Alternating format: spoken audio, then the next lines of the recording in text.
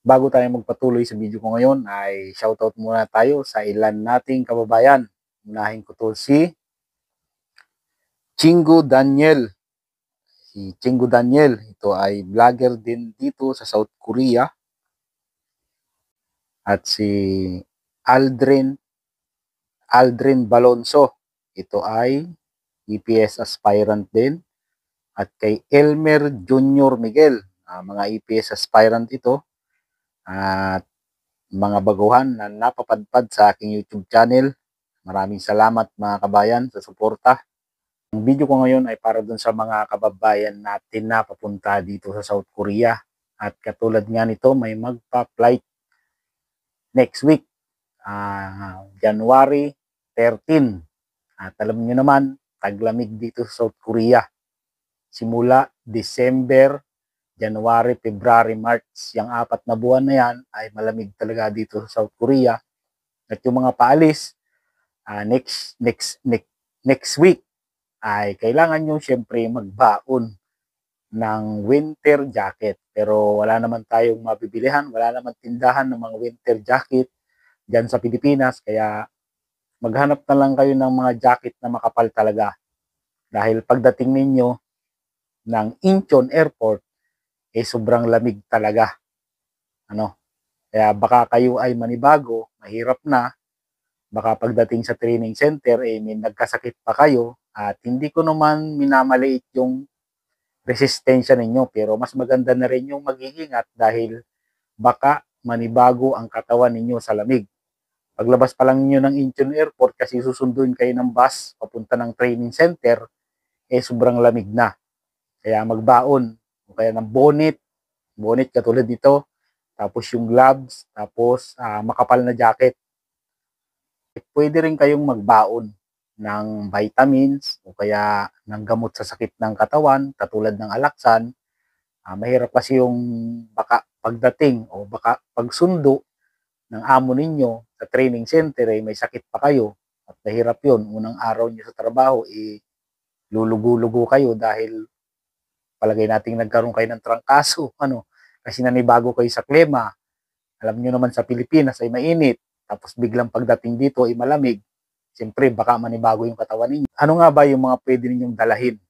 Kasi isang buwan pa, pagdating nyo dito, pagpasok nyo sa trabaho, isang buwan pa bago kayo ay sumweldo. Kasi monthly ang sweldo dito sa South Korea. Siyempre, kailangan nyo nung, halimbawa, magdala kayo ng pagkain dahil malaki naman ang baggage limit. Kasi nung umalis kami, nung pangalawang alis ko, nung nakaraang taon, 40 kg, 40 kilos ang pwede mong sa chicken luggage, saka sa hand carry. Siyempre, madami kayong madadala. Nakadepende na lang sa inyo kung gusto nyo magdala ng marami. Katulad ng mga sardinas, yung mga dilata na yan, yung Lucky Me, mga biscuit, tinapay. Pwede rin kayo siyempre magdala ng katulad ng mga dried, yung mga tuyo, yung mga tinapa, yung daing. Pwede nyo siyang ilagay sa check-in luggage. Huwag sa hand carry. Kasi mangangamoy, bawal sa hand carry, yung tuyo, tinapa, daing, saka yung bagoong At mas maganda kung gusto niyo magdala ng tuyo, ibalot niyo mabuti, tapos ilagay niyo sa check-in luggage, wag sa hand carry. Tapos wag din kayong magdadala ng mga sariwang prutas. Pwede dried mango, yung dried banana, yung banana chips. Ang alam ko, bawal din yung yung mga may meat flavor. Katulad yung mga dilata na mga Argentina corned beef, yan. Ang alam ko, bawal yan. Pero sabi ng iba, okay lang naman daw. Pero mas maganda na rin yung mag-ingat, para sigurado, para hindi kayo kakaba-kaba. Tapos yung chicharon, ang alam ko, bawal din yan. Pero sabi din ng iba, okay lang naman daw. Pero mas maganda yung mag-ingat na rin. Basta mga liquid, ay bawal yan sa hand carry. Ang alam ko dyan, kunyari, magdadala kayo ng pabango, yung 100 ml lang. Hindi siya lalagpas ng 100 ml yung pabango ninyo. Basta liquid, hindi dapat lumagpas ng 100 ml. Tapos, pwede naman yung, kunyari, gusto nyo magdala ng maraming, ng sobra sa 100 ml na pabango, o kaya gusto nyo magdala ng alak, Pwede yan sa check-in luggage, sa maleta, wag sa hand carry.